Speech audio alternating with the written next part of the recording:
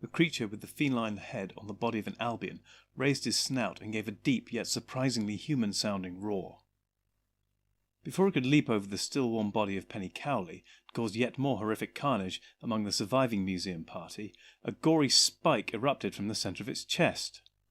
The spike was covered in a deep purplish ichor, far thicker than ordinary blood, as well as being such an unhealthy colour. The beast looked down at the blade of Rongad's swordstick, then over his shoulder at Rongad himself. He snarled, then swung his right arm backwards, catching the Argon full in the face, sending him flying backwards against the wall of the corridor. From there he slid slowly to the floor, stunned. As this happened, the sword blade was pulled free of the Catman's body, not that either its insertion or removal had hampered the creature in any way. A small amount of purple ooze crept from the wound, but this was the only noticeable damage. The creature leapt over the corpse of Penny, arms outstretched. At that moment a shot rang out. Rang might not have been the best choice of words. Albion's sidearms gave more of a sharp phut sound as they released their needle-like projectiles. It was Nathan who had drawn his pistol, and his aim was true. The needle passed into the body of the Catman quite close to the existing sword wound, passing straight through to burst from its back and then ping off some part of the corridor behind it. Fortunately, it caused no further damage to the ship. Unfortunately, it caused no appreciable damage to the beast. The Catman now clamped its hands around a neck. Much to the Doctor's surprise, it was not Nathan's. It was his! The grip was fiendishly strong, and the Doctor choked as he grappled with the creature's wrists, trying in vain to prise those hands free. Romana made to draw her own sword stick, but was thwarted as Timmy Cowley snatched it from her. Screaming wildly, the grief-stricken Albion held it by the shaft, then swung the heavy brass pommel at the head of the creature, narrowly missing the Doctor in the process. The thing reeled backwards, snarling, losing its grip upon the Time Lord. Timmy's assault was the first thing to slow the Catman in any way. "Quick!" rasped the Doctor. "Beat it!" Romana spread her now empty hands wide, while Nathan, misunderstanding the instruction, took a step or two backwards. "With what?" Romana asked desperately. By this time the monster had intercepted Timmy's follow-up blow, and they were currently wrestling for control of the cane. The Doctor massaged his mauled throat while looking past Romana, Lou and Nathan into the dining room laid out for breakfast. "Hit it with the chairs!" the Doctor ordered, equally desperately. He then dashed past the others to grab one of the folding metal chairs for himself, folding it flat to make a more manageable weapon. The rest followed suit. They turned back towards the fray not a moment too soon. Timmy's strength, fueled as it was by fury and grief, had still not been a match for the beast, as it now had the Albion's security expert pinned against the wall, its bloody feline teeth growing steadily closer to his neck. The Doctor, Romana and Nathan set to work beating upon the Catman's back, head and legs with their improvised clubs. Lou had had trouble wielding her own chair due to the continued weakness in her wizened right arm. She had to content herself with delivering the odd kick whenever a gap presented itself. The creature turned to meet this new onslaught, but was clearly losing strength. Not only that, but it had freed up Timmy to resume his attack with the soggy end of the sword cane. Slowly the Catman's legs began to crumple, until at last it lay upon the metal floor, twitching. Eventually the museum party stopped hitting it, the last of these being Timmy, who ultimately had to be gently pulled away by a concerned Lou. Even though it seemed the beast was finally dead, pulverized as it was, the thick purple gore everywhere, still parts of its body twitched spasmodically, giving it the eerie semblance of continued life. "Oh, I say," came a familiar voice from the direction of the dining room. Everyone turned to find the steward, Sub-Lieutenant Leslies, in the middle of that compartment, staring their direction. As they turned, they had inadvertently revealed the destruction which had been wrought. Sub-Lieutenant Leslies never completed his sentence, as his eyes widened and he doubled over behind a nearby table, throwing up violently.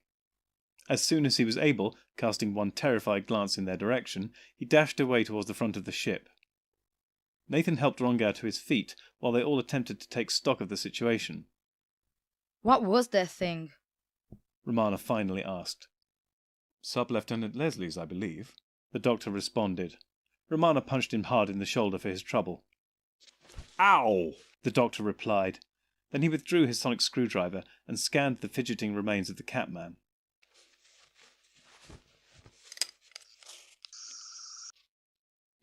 No surprises here, unfortunately. Albion blood, obviously, but de-energized, or perhaps I should say re-energized, by some additional compounds. Some nth material concoctions. And a good smattering of alien material. I imagine the contributions of our good friend Rongad here. Rongad winced. Oh, come on, there's no need to remind me of that. The doctor raised an eyebrow. Isn't there? No matter. This thing is clearly of the same origin as those which attacked us in Northwestwood Cemetery. Agents and creations of Dr. Nugatti. We should investigate his room without delay. It is right here, after all, he said, nodding to a door on the right-hand side of the corridor. Too late, Romana said grimly, tapping the doctor on the shoulder. He turned to look back past her to the dining area beyond. Striding purposefully through the middle of it was a uniformed man whose trim obviously denoted high rank. Following some distance behind him, and making no effort to shorten that distance, crept Sub-Lieutenant Leslie's, struggling to keep down what remained of his dinner.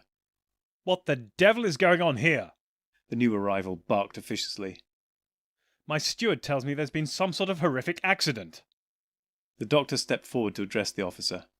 Captain Povey, I presume? Well, you are right that it is horrific, but it is far from an accident. With that, the doctor moved to one side to allow the captain a better view of the carnage beyond. Captain Povey's eyes widened and his jaw dropped. Quickly he shook himself and recovered his air of command. Somebody had better have a damned good explanation for what happened here, or you will all be spending the rest of the journey in the brig, at least until I can offload you to real prisons, ASAP. The doctor cocked his head at the captain. Well, I have an explanation, but whether you'll think it good or not rather depends on whether you're a fan of horror. Povey frowned but nodded for the doctor to continue. We discovered our companion, Penny, here as you see her, with her throat torn out, after hearing her scream from our bunks. As he said this, he waved an arm towards the prone and bloody figure of Penny Cowley.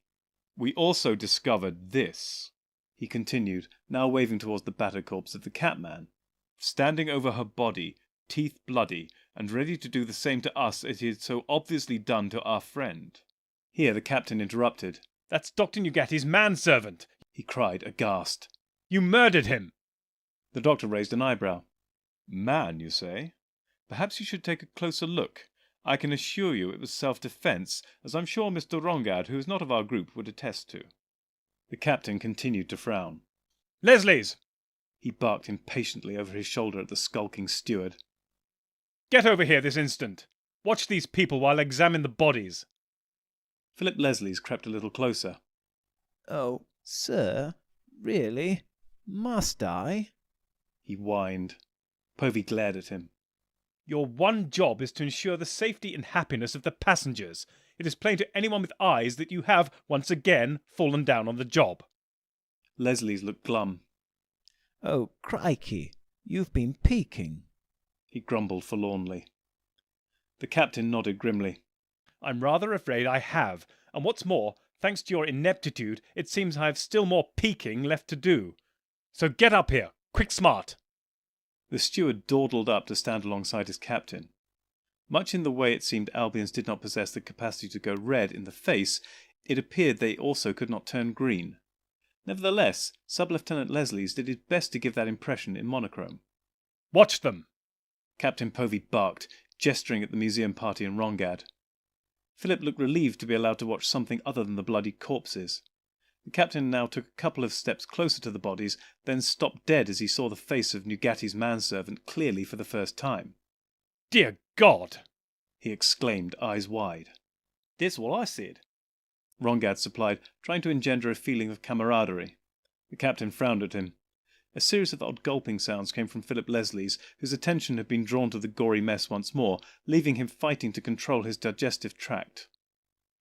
Instead of examining Nugatti's manservant, Captain Povey elected to first examine the body of poor Penny Cowley. He knelt down next to her corpse and gave her wounds close inspection. She looks as though she's been mauled by some wild animal. The teeth marks around her neck and throat are quite evident. Really? And who here do you think most likely to have caused them? Lou weighed in with heavy sarcasm. Povey shot out yet another warning frown, this time directed at the Professor. The captain then turned his attention to the manservant.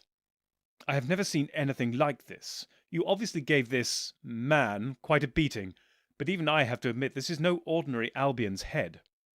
Here he moved the scarf a little and raised the fur on the creature's neck. Dear God, He repeated.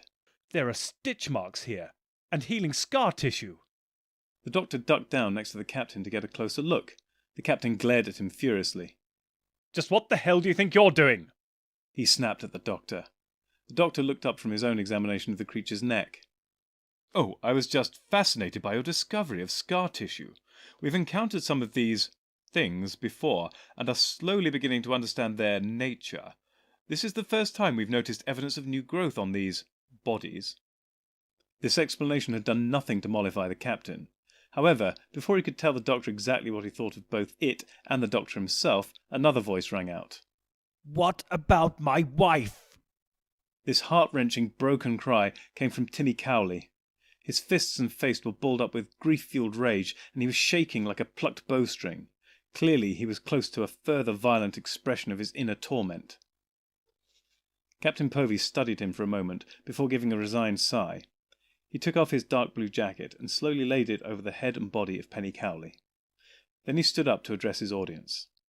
We have some cold storage facilities in the main envelope. I shall have some stores moved around, and we shall find space for Mrs. Cowley and that thing, he said determinedly, his last remark made with a nod towards the Catman. Timmy seemed to calm a little. His shoulders slumped and his head dropped. This is not over, the captain continued sharply, staring round intensely at all those gathered before him. Do not think of going anywhere. When I get back, more will be said of this. Much more. Before the captain could leave, Lou held up a hand. Could we not at least take Timmy back to his bunk? Don't you think he suffered enough? Captain Povey harumphed impatiently. You might be right. I will allow that, but only on condition you stay with him and watch over him. And do not leave your bunks until I give permission, if I give permission. The captain turned his attention to the hapless Sub-Lieutenant Leslie's. And you will stay here and watch the rest of them. Make sure they don't interfere with the bodies any further or wander off. Let's see if you can manage that much at least. You truly are the Albion's burden. He finished exasperatedly. Right you are, sir. Leslie's responded, attempting to sound cheerful. Captain Povey made to leave once more, but was halted again, this time by a cough from the doctor. Ahem. And while you're near the telecom room, you might want to make inquiries with the authorities about our prior experience. Ask about the clearance of Northwestwood Cemetery and the Albion Imperial Museum's involvement in the affair, he advised. The captain gave him a hard stare, then spun on his heels and left, ushering Lou and Timmy with him. The doctor surveyed his remaining companions, Romana, Rongad and Nathan, and his surroundings. Sub-Lieutenant Leslie stood at the entrance to the dining area, beaming awkwardly. He shrugged apologetically as the doctor's eyes fell on him. The doctor gave him a somewhat cold and calculating smile in return. He withdrew his sonic screwdriver and turned away from the steward to face the cabin door immediately in front of him, number 13. The screwdriver gave a chirp and the lock a pop. The doctor reached for the handle and turned it. He pushed the door, which swung inwards to reveal the room within. I say, Philip Leslie's piped up. I really think you oughtn't to be doing that. I mean, I'm terribly sorry and everything, but I do have my orders. The doctor turned his head towards the unfortunate officer, still wearing his slightly disconcerting smile. Which were, I believe, to prevent us interfering with the bodies, were they not? He asked innocently. Well, rather. I mean, that and prevent you all wandering off. Philip said, putting on as brave and yet simultaneously friendly face as his features could accommodate. The doctor nodded curtly. Excellent. Well, if we all go into room 13, not only will we be further from the corpses, we will also be corralled into one place. And, as you watch us, you won't even have to look at the bodies. Sub-Lieutenant Leslie's brightened considerably upon hearing this. Oh, I say, crikey, that's terribly kind of you. The doctor's smile was now shared by Romana and Rongad. Nathan had once more resumed a more distracted air. Oh, think nothing of it, the doctor said as he led his companions into Dr. Nugati's cabin. The first-class accommodation was considerably more spacious than the two-bunk berths of standard class, albeit of a necessarily compact and lightweight design. On the far wall was a porthole, at this time covered by a curtain. Beneath it sat a fold-out bench, currently remarkably free of clutter. This unusually sparse, unlived-in appearance extended to the rest of the cabin. The two bunk beds attached to the left-hand wall looked as though they had never been slept in. On the right-hand wall, where it met the exterior wall, was an enclosed ensuite toiletry cubicle. Between this and the entrance wall was a small area for storage. It was here that the only evidence of habitation presented itself. There were two sizable tea chests here, lids in place but not nailed down.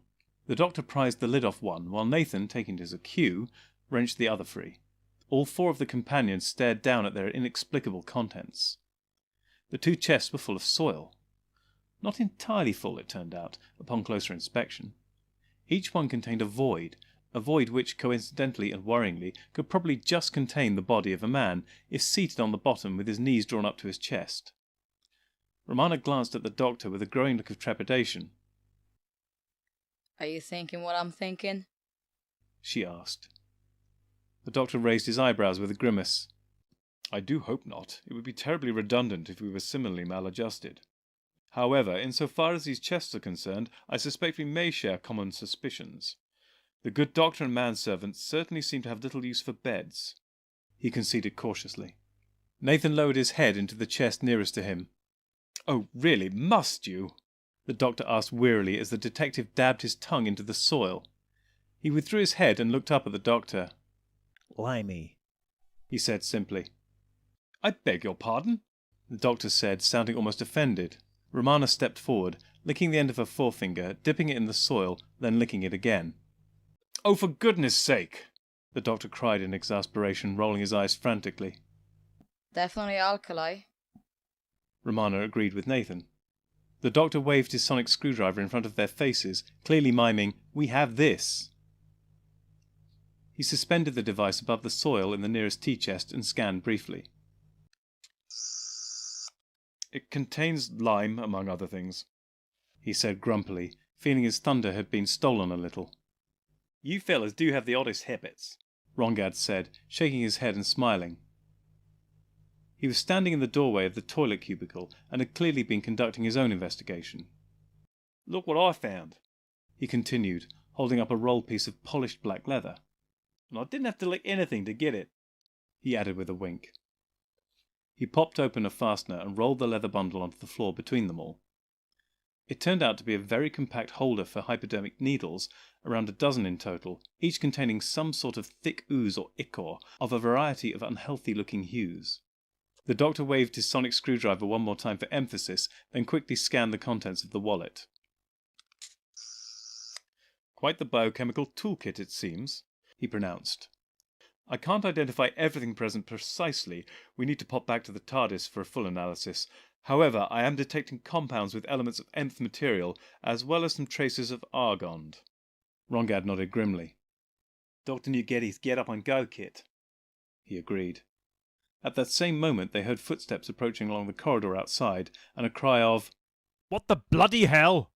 The doctor hurriedly bound the roll of syringes back up and hid them in his satchel. Captain Povey burst into view behind Sub-Lieutenant Leslie's. He looked like he wanted to throttle him. Leslie spun round to face his captain, friendly grin still plastered in place, but a look of confused panic in his eyes. Everything's shipshape here, sir. I have our guests confined in this room to keep the corridor clear and whatnot. Whatnot, indeed! Captain Povey bristled. And you thought it best to store them in the room of one of our recently deceased guests? I can see why my simple orders may have been a little too demanding for my steward. Perhaps more static charges might agree with him more. The latrines are generally quite stationary. Oh, rather, sir. Leslie's agreed cheerfully, before realising what the captain meant. Oh, crikey, I mean, rather not, of course. Honestly, sir, I won't let you down. Povey continued to glower at the steward. Again, you mean? He growled. Sir? Leslie's responded, bemused. You mean, let me down again. Past experience leads me to believe otherwise. Go and help these crewmen move the bodies to cold storage, at the double. Right-ho, sir. Leslie snapped back, saluting smartly. He then joined 4 crewmen in the corridor to supervise their task. The captain now turned his ire upon the doctor and his companions. And now, I don't suppose you'd care to tell me what you were all doing in here. I've a good mind to have you all strip-searched. The doctor, Rongad, Nathan and Romana all looked less than pleased at the prospect. Only Romana's frown prompted the merest hint of a change of heart from the captain. By one of the ship's nurses in your case, of course. He grumbled at her. Did you contact your supervisors as I suggested? The doctor interrupted. Captain Povey switched his glare from Romana to the doctor. Naturally, I had to report what had occurred to HQ. When I gave them the bare facts, including the description of Dr. Nugatti's manservant, they were quite unimpressed by the whole thing. I think they thought I must be going space crazy. However, when I mentioned Northwestwood Cemetery and the museum's involvement, dots seemed to connect for them. They suddenly became a lot more interested in details. They all seemed to have some measure of respect for your little party. The doctor smiled with forced modesty. Ah, well, you know, experience has its rewards, he said casually. Well, you may have impressed some brass somewhere, but you've yet to prove yourself of any worth to me. The captain snapped back. All I see is an odd assortment of loosely associated individuals in the middle of mayhem. I suggest you confine your wanderings to your berths and the observation room. If I even sniff a hint of you being elsewhere, I'll have you put off the ship, whether we're in port or not. With that, the captain stood back from the doorway of room 13 and swung his right arm expressively in the direction of the dining room. The doctor and the others each nodded their appreciation for his understanding, one by one, as they filed past him into the corridor. Rongad returned to his room in first class, while the doctor, Romana and Nathan made their way to their berth to check on Timmy and Lou, and to plan their next move. One thought dominated each of their minds. Where was Dr. Nugatti? Timmy was red-eyed and oscillating between complete withdrawal and barely contained rage. Lou looked relieved to be relieved of sole responsibility for his well-being, nursemaid never being her natural calling. He could be in another cabin, Nathan suggested as the topic returned once again to Nugatti's whereabouts. Horrific though recent events had been, they did seem to have the silver lining of reviving a measure of focus and engagement in the private investigator. Possible, but unlikely, the doctor replied. If they haven't already begun, then I'm sure the crew will be searching all the other cabins very shortly. Up in the envelope with the cargo? Romana suggested. The doctor nodded. When you've eliminated the impossible, whatever remains, however improbable, must be the truth, the doctor pronounced gravely. That sounds awfully familiar, Romana responded quizzically. The doctor looked disproportionately flustered upon hearing these words from Romana's lips, almost panicked, as if he had committed a massive faux pas which risked discovery at any moment.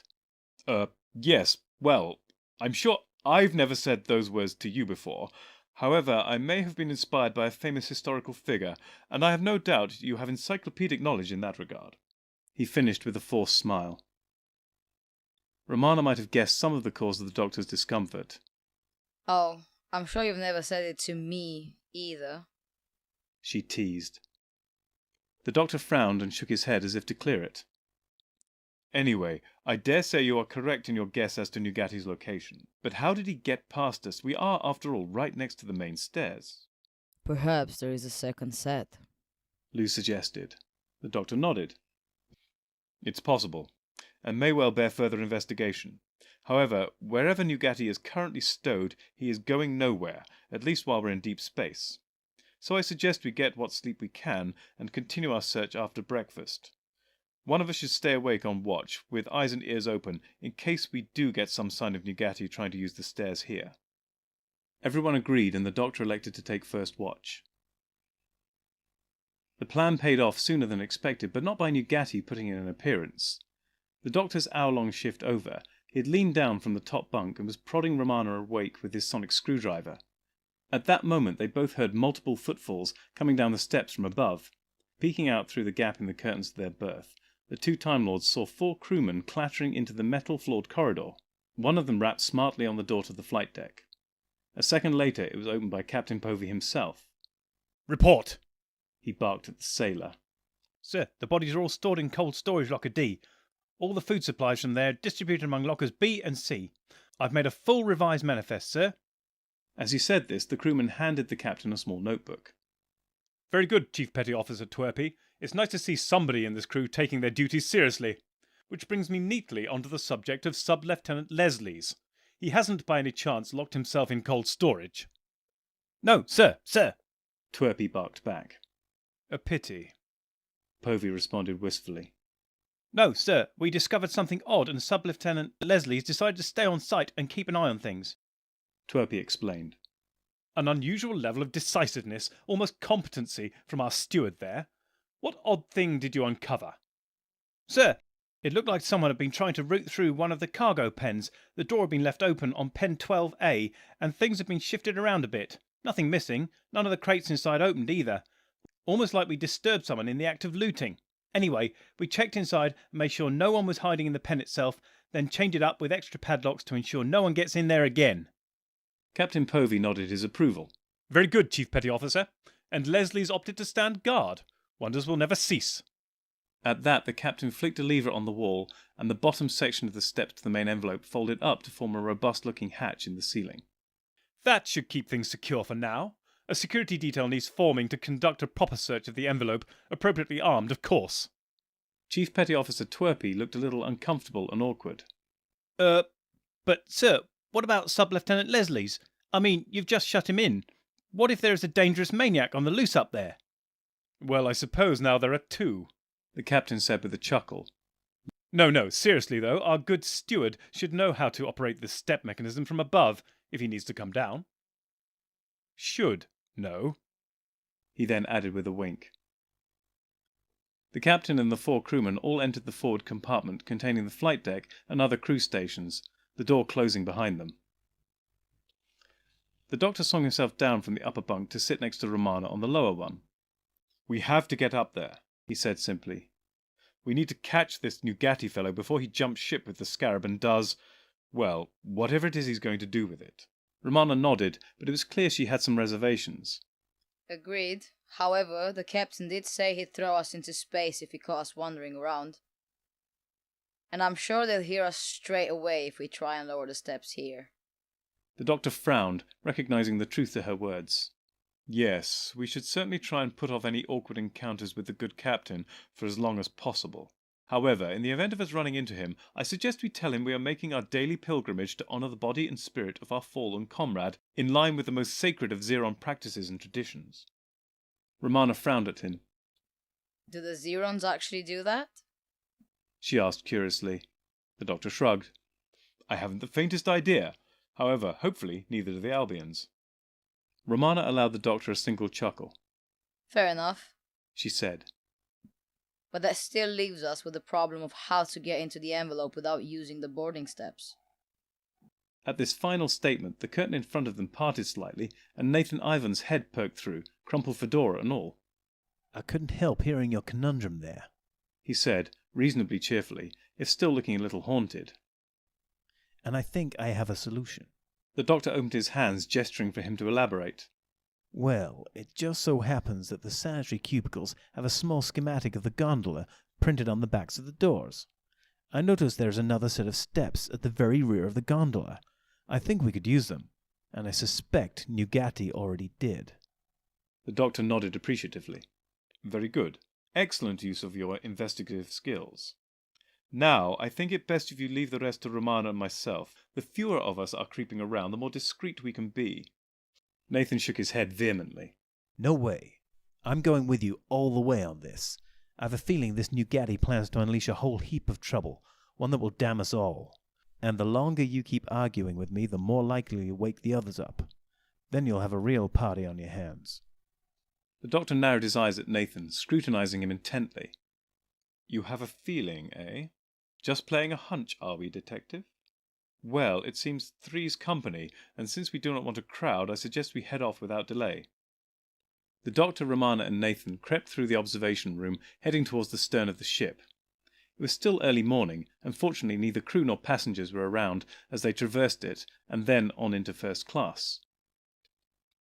Their luck did not hold, however, as they were halted by a loud hiss coming from their right. Looking round sharply, they saw the door of cabin 6 was open a crack. The face of Rongad was peering through. Now he opened the door wide. "Good day, fellas," he whispered breezily. "Just out taking the air? Sounds like a doogie rev idea. I think I'll join you." The doctor's eyes rolled. "I suppose it would be futile to suggest you leave this to us." Rongad inclined his head. "You suppose right. You forget. I've too much skin in this game, or blood. In any case, you're stuck with me." The doctor shrugged his resigned acceptance of the situation. At last they found the rear steps leading up from the gondola to the main envelope. Unlike the rather steep retractable steps at the front, these formed a more gentle slope following the angle of the fairing in of the gondola to the main body of the airship. Above them was a double hatchway which appeared to open upwards at its centre, 6 feet wide in total, making each individual door 3 feet across, while both were 6 feet in length. The doctor led the way up the steps until he was forced to bend over to avoid banging his head. The doors were secured by a single bolt, albeit a robust-looking one designed to keep an airtight seal in the event of emergency. The doctor flipped the fastener through 90 degrees, then threw the bolt clear. Quietly, he gently lifted the right-hand door, climbing the rest of the steps as he did so. Soon he and the others were standing on the gantry nearest to the rear of the ship's main body. They checked the nearby cargo compartments all the way to the tail of the vessel, looking for signs of tampering or even habitation. When they had exhausted all the most accessible options, they began to make their way forward, beyond the hatch through which they had entered. Their progress was halted by the figure of a man walking along the gantry towards them.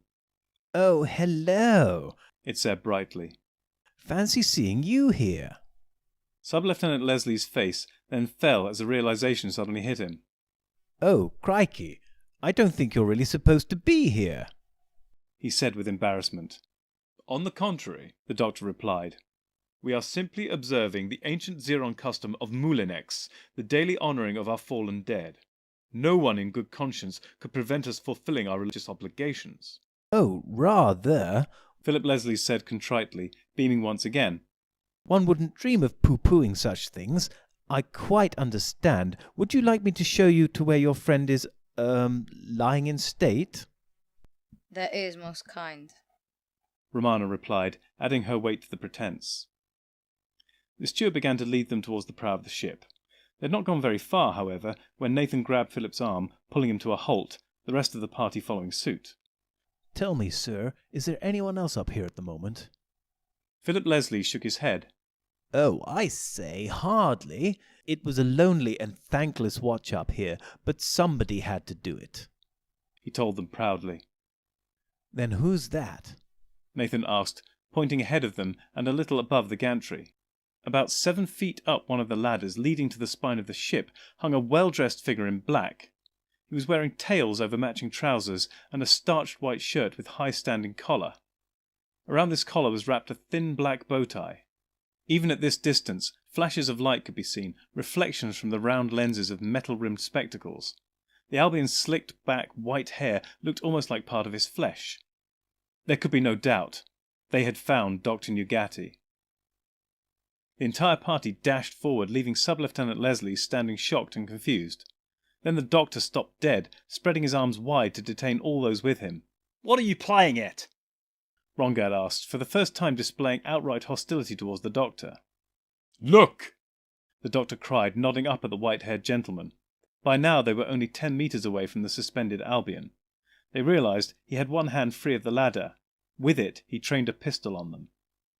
"So pleased to finally meet you all," Nugatti said cordially, his mouth smiling even as his eyes remained as cold as a corpse. His voice was similar to Nathan's inasmuch as it was a drawl, but it did sound different. Whether this was because of his Hungarian origin or some regional variation within the island of Amarek, the Time Lords could not tell. "Please, don't come any further," Nugatti continued. "I'd hate to have to kill you. I mean, I could always bring you back again afterwards, but that rather presupposes I'd be inclined to do so. And my serums are rather expensive and hard to come by." This last statement was made with a grin and a wink, and yet nobody felt encouraged to join him in his good humour. This was particularly true of Rongad. "You won't kill me," he growled at the Albion medic. "I'm the Golden Goose, remember? What if you need a refill?" Dr. Nugatti chuckled coolly. Huh, you think you're so special? I have allies, powerful allies. I have contact with, or contacts with vast godlike creatures from beyond our universe. Ichthultu, Setesh, Inar the Fetid, other more numerous devilish entities that commune with us on their behalf. These agents of theirs are now my agents. They search our universe even now, and with far more ease than even the more technologically advanced races, Argons, Zerons. You have no idea how wide their influence stretches. Soon they will have tracked down others of your race, plenty enough to fill my vials and needles. Not so special after all, eh, Rongad? You bastard! Rongad cried, running forward a step. Romana and the doctor each had to grab an arm to prevent him as Nugatti aimed his pistol at the Argon's head. At that moment, a shot rang out. Time seemed to slow as the Time Lords stood, still holding an arm each, Rongad between them. A needle sailed past them, moving as if in slow motion, the doctor and Romana's faces slowly transforming to those of abject horror as they realized what had happened. Nathan had drawn his own pistol and fired at Nugatti. The needle struck the Albion doctor dead in the centre of his chest. It did not stop there, as it turned out, tearing through body and clothes to burst from his back. It continued its course, onwards and upwards, and punctured the gas bag immediately behind Nugatti. The doctor and Romana were astounded and relieved not to be instantly surrounded by flames or torn apart by an explosion. Nathan! What were you thinking? Romana squeaked at the detective. Then a look of surprise gripped her features as she realized she actually had squeaked. In spite of the situation, the doctor allowed himself a chuckle. Helium. He muttered to himself, also high-pitched. Nathan frowned at both Time Lords. What are you talking about? He fluted. Of course it's helium. What do you think we used as lighter-than-air gas? Hydrogen? Do we look insane? The doctor waggled his head noncommittally, then could not prevent another chuckle escaping. Hehehe. Never. He exclaimed, shaking his head. Another laugh broke through their conversation, driving away all good humour in an instant. It came from Dr. Nugatti. He still hung from the ladder, still had his pistol trained upon the group. The wound in his chest had an unusually small circle of blood around it. What was oozing out looked thick and purplish. You did it to yourself. This shocked accusation came from Rongad. Nugatti laughed again. You surely didn't think I was uncovering the secret of eternal life for the benefit of everyone else and not sharing in it. I'm not that much of a philanthropist. It wasn't easy either. Getting my servants to kill me, then bring me back in just the right way, was a hairy business. You wouldn't believe how relieved I was when I woke up again. He said this last line with another knowing wink, this time aimed squarely at Rongad, who seethed impotently up at him. The doctor coughed. Excuse me, but I think you might be overselling your discovery a little. We recently discovered chairs proved quite an effective termination method. Dr. Nugatti did not look fazed by this, and just shrugged and smiled. Maybe, maybe not. I'd still keep an eye on my manservant if I were you, just in case. Oh, and I dare say a supernova would wipe me out just like anybody else, but with a modicum of care, I should be around for quite some time. His face became a little more hardened and serious. Now, I'm afraid, entertaining as all this is, I have places to be. Please don't be foolish enough to follow me. You all only have one shot, after all. With that, he resumed his climb towards the ceiling of the airship. Romana suddenly guessed his intention. He's going to open the hatch. He's going to suffocate us all. Everyone realized they were helpless to prevent him. He could easily pick them all off if they tried to follow him. He reached the hatch and looked down one final time. As our good captain would say, toodle pip. He twisted the release mechanism and heaved the hatch downwards. Everyone felt their ears popping as the air rushed up and out with a sound like a roaring jet. The sound dwindled and died. Although struggling to breathe, they were surprised to find it was still possible. "We must be in atmosphere," the doctor cried. One benefit of the sudden venting was that his voice, along with everyone else's, had returned to normal. Oh, I say, rather, said Sub-Lieutenant Leslies, who had wandered up behind them. He glanced at his watch. We should have begun our descent towards Buda Aerodrome by now. Crikey! Lucky we were on schedule. The doctor and Romana exchanged weary eye rolls. At that moment, Rongad ran towards the ladder, obviously hoping to use it to pursue Nugatti onto the roof of the spaceship. Nathan grabbed his arm, stopping him. Don't be a fool. He'll pick you off as soon as you stick your head out. We need to use one of those ladders at the rear of the ship to give us more cover. Rongad nodded his agreement, and together he, Nathan, Romana and the Doctor ran back along the length of the ship, leaving a confused-looking steward in their wake. The Doctor took the lead in mounting the new ladder, much to Rongad's obvious annoyance. The Doctor had no difficulty opening the hatch at the top, the pressures without and within having equalized. Wind rushed past the opening as the Doctor cautiously poked his head through. There was a narrow walkway running along the back of the ship. Its only safety feature, twin chains suspended from posts spaced every 3 meters, running along either side of that same walkway. Clearly, this exposed avenue was never intended for use in flight, at least while underway in atmosphere. Nevertheless, this was where they had to go. Hold on tight, the Doctor advised behind him as he clambered onto the walkway. Gripping onto the chain-link fences for all they were worth, the museum party plus Rongad slowly made their way forward towards the prow of the ship. As they approached, they could see Nugatti standing with his arms raised, his jacket flapping wildly around him. Although difficult to make out over the howling wind, he was clearly chanting something. Of what words could be heard, some were partly comprehensible to the Time Lords, and they guessed they were ancient Kairoan. Of the rest, they hardly sounded like words at all, guttural, twisted, perverted sounds, a language not of this universe. The chanting stopped, and Nugatti looked straight at them. You were foolish to follow me here, he said with a grim smile. I have allies, remember? As he said this, the Doctor, Romana, Rongad and Nathan heard another roar, like a competing gale or a freight train approaching. This sound was coming from behind them. Get down! The Doctor cried instinctively. They all pressed themselves flat against the roof of the ship, and not a moment too soon. A sizable black shape roared over their heads, at least 8 feet long from head to tail, and probably 10 feet in wingspan. As soon as it had passed, the companions all regained their feet in order to improve their view. As they did so, the thing landed on the roof beside Dr. Nugatti. He began to clamber onto its back.